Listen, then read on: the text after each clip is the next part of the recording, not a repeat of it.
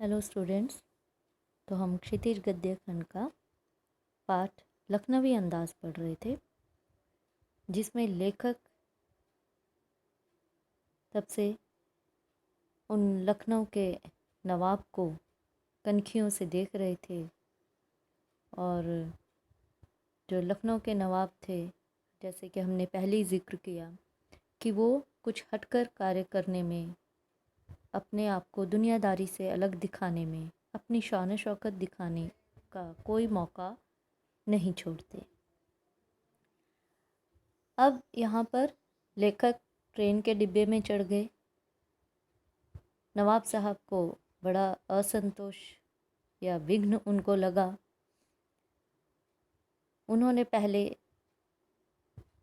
कुछ इधर उधर देखना आरंभ कर दिया, बात करने का उत्साह नहीं दिखाया, लेकिन बाद में उन्होंने उनसे बात की, क्योंकि उनके सामने खीरे रखे हुए थे।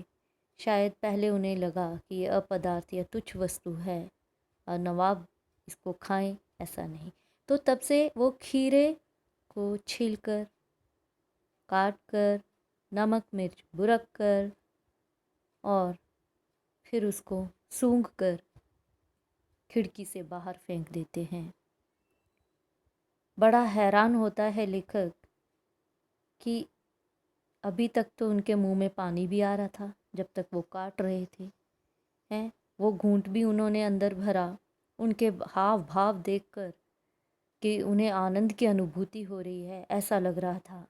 और इन्होंने एक एक फांक उठाई, नाक के पास ले गए, सूंघा, आनंद लिया और खिड़की के बाहर फेंक दिया। अब चलिए आगे बढ़ते हैं हम कहानी को लेकर। नवाब साहब ने खीरे की सब फांकों को खिड़की से बाहर फेंककर तौलिए से हाथ और होंठ पोंछ लिए। ला, हाथ और मुंह तो उन्होंने ऐसे पोंछा जैसे उन्होंने खाया हो। है, उन्होंने तो खाया नहीं, चलो हाथ पोंछे तो ठीक है, लेकिन मुंह पोंछा तो खाया तो उन्होंने था ही नहीं। और गर्व से गुलाबी आंखों से हमारी ओर देख लिया, मानो कह रहे हों यह है खानदानी रईसों का तरीका। बड़ा अचंभित कर देने वाला था। लेखक को बड़ा आश्चर्य हुआ कि इन्होंने खाया तो है नहीं, अब ये हाथ मुंह क्या साफ कर रहे हैं। तो देखिए, गर्व से गुलाबी आंखों से हमारी ओर देखा, तो गर्व, अभिमान, गुलाबी आंखें, गुलाबी आंख यानी अभिमान से भरी नज़रें, गुलाबी आंखें, अभिमान से भरी नज़रें। और ये है खानदानी रईसों का तरीका। खानदानी मतलब परिवार की जो परंपरा चली आ रही है, पारिवारिक। तो क्या इनके परिवार में सारे ऐसे ही करते थे? ये कौन सी खानदानी परंपरा होती है कि खाया नहीं, केवल सूंघा और खिड़की से बाहर? तो ये कौन सा रईसी दिखाने का तरीका है, अमीरी दिखाने का तरीका है? तो लेखक बहुत हैरान होता है। मतलब उन्हें ऐसा लगा मानो वो कह रहे हों यह है खानदानी रईसों का तरीका, कि खानदानी रईस ऐसे ही करते हैं, सूंघते हैं और बाहर फेंक देते हैं। नवाब साहब खीरे की तैयारी और इस्तेमाल से थककर लेट गए। हमें तस्लीम में सिर खम कर लेना पड़ा। तस्लीम सम्मान, तस्लीम उनके सम्मान में सिर खम कर लेना पड़ा। सिर खम करना मतलब सिर खम करना, सिर झुकाना। तो उनके सम्मान में हमने सिर झुका लिया। वाह, क्या इंसान है। और यह है खानदानी तहजीब, नफासत और नज़ाकत। तो देखिए उर्दू के शब्द कितने हैं। ये है खानदानी तहजीब, नफासत और नज़ाकत। तो तहजीब यानी तमीज़ या शिष्टता, नफासत स्वच्छता, नज़ाकत कोमलता। तो ये है हमारी, क्या है, शिष्टता, स्वच्छता और कोमलता। हम हैं ही ऐसे, शायद ये बता रहे हैं वो। तो चलिए इसमें से प्रश्न, लेकिन इसमें वो भी जो पिछला गद्य खंड है वो भी इसमें आएगा, तो वो भी प्रश्न इसमें होंगे कि उन्होंने खीरे को किस तरह से सूंघा और फेंका, तो ये भी ध्यान रखिएगा। तो पहला प्रश्न इसमें है, नवाब साहब ने खीरे का स्वाद किस प्रकार लिया। नवाब साहब ने खीरे का स्वाद किस प्रकार लिया। अब वो तो आपको अब पता ही चल गया होगा कि किस प्रकार नवाब साहब ने खीरे का स्वाद लिया। खाया तो था नहीं उन्होंने, क्या किया था, उन्होंने केवल उसको सूंघा था और खिड़की से बाहर फेंक दिया था। तो उत्तर किस ढंग से लिखेंगे, देखिए उत्तर, नवाब साहब ने खीरे की कटी फांकों पर नमक मिर्च बुरक कर उन्हें प्यासी नज़रों से देखा। वे उसके स्वाद और गंध की कल्पना में वाह कह उठे। फिर उसे होठों तक ले गए। उन्होंने एक एक फांक को सूंघा। स्वाद के कारण उनकी पलकें मूंद गईं। मुंह में पानी भर आया। वे उस पानी को गटक गए और खीरे को खिड़की से बाहर फेंक दिया। तो इस प्रकार से आपने उत्तर लिखना है, क्योंकि 2 मार्क्स के क्वेश्चन आंसर्स आते हैं इसमें से, तो इतना तो लिखना बनता है। तो ये प्रेजेंटेशन का तरीका है, देखिए किस तरह से कौन अपने उत्तर किस ढंग से लिखता है ना।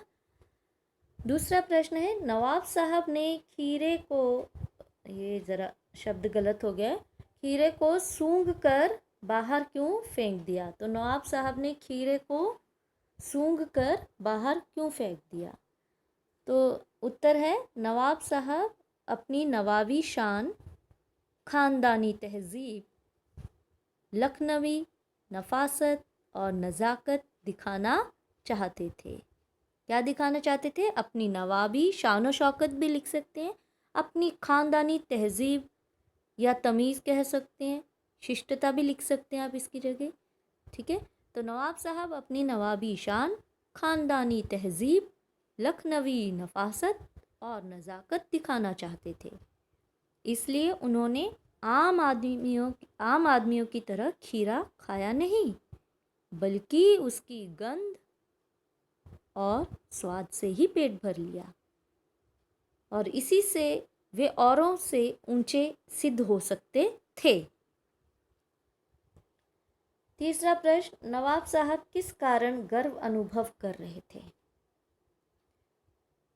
तो नवाब साहब इस बात पर गर्व अनुभव कर रहे थे कि वे खीरे की गंध और स्वाद कल्पना से ही संतुष्ट हो जाते हैं, अतः वे आम इंसान नहीं हैं, वे कचर कचर खाने वालों से ऊंचे हैं, उनकी जीवन शैली बहुत ऊंची है। अगला प्रश्न, नवाब साहब की गुलाबी आंखें लेखक को क्या कह रही थी। नवाब साहब की गुलाबी आंखें लेखक को क्या कह रही थी। तो नवाब साहब की गुलाबी आंखें लेखक को अपने ख़ानदानी शौक और रईसी जीवन शैली का एहसास करा रही थी। ध्यान रखिएगा शब्दावली, नवाब साहब की गुलाबी आंखें लेखक को अपने ख़ानदानी शौक और रईसी जीवन शैली का एहसास करा रही थी। वे बताना चाह रही थी कि उनकी बात ही कुछ और है, वे सामान्य किस्म के आदमी नहीं हैं। चलिए अगला प्रश्न, लेखक को किस कारण सिर झुका लेना पड़ा। वो था ना सिर खम कर लेना पड़ा, तो सिर खम कर लेना मतलब सम्मान में सिर झुका लेना।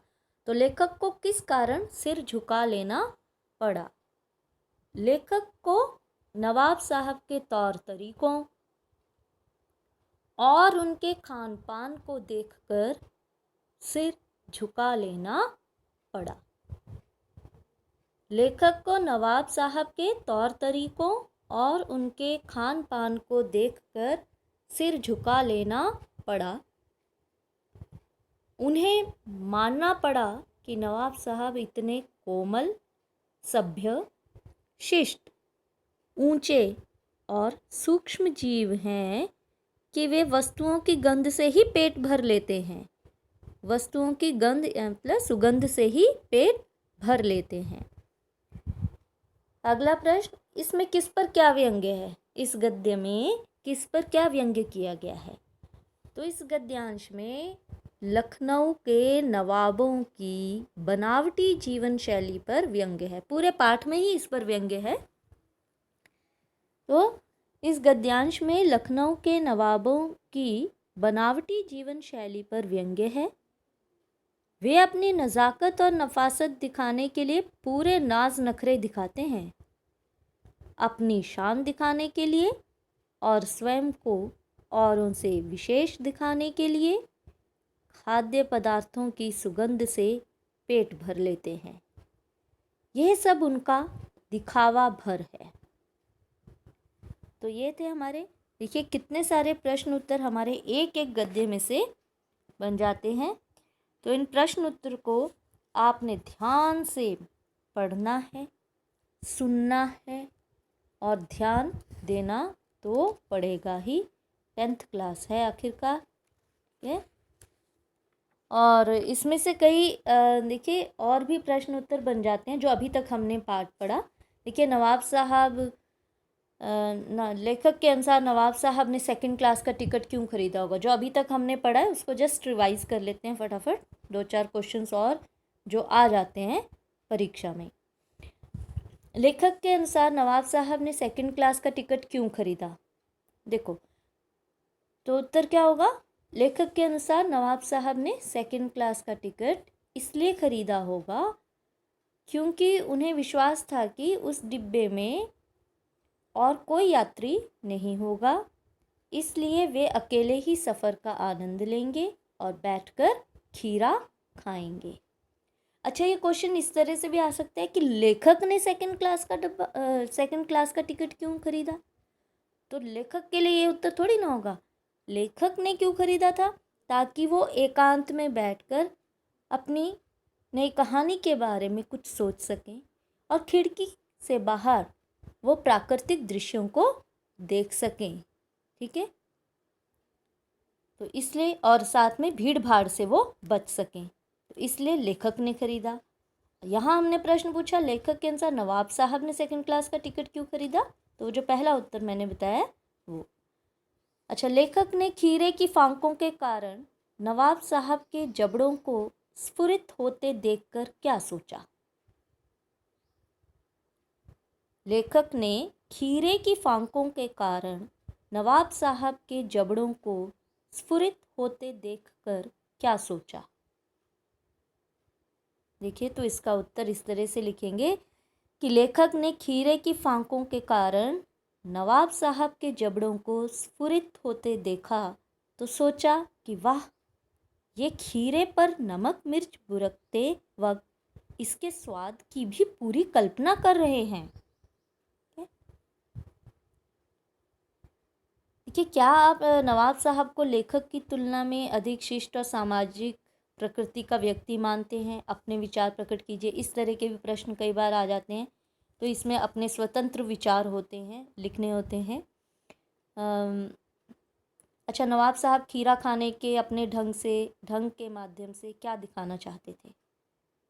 नवाब साहब खीरा खाने के अपने ढंग से नवाब साहब खीरा खाने के अपने ढंग के माध्यम से क्या दिखाना चाहते थे?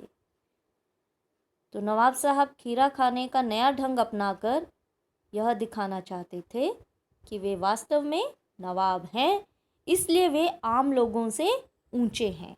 तो जितने प्रश्न उत्तर हम डिस्कस करेंगे, जितने साझा करेंगे, उतना ही पाठ आपको स्पष्ट होता जाएगा, उतने ही शब्द भंडार आपके बढ़ते जाएंगे।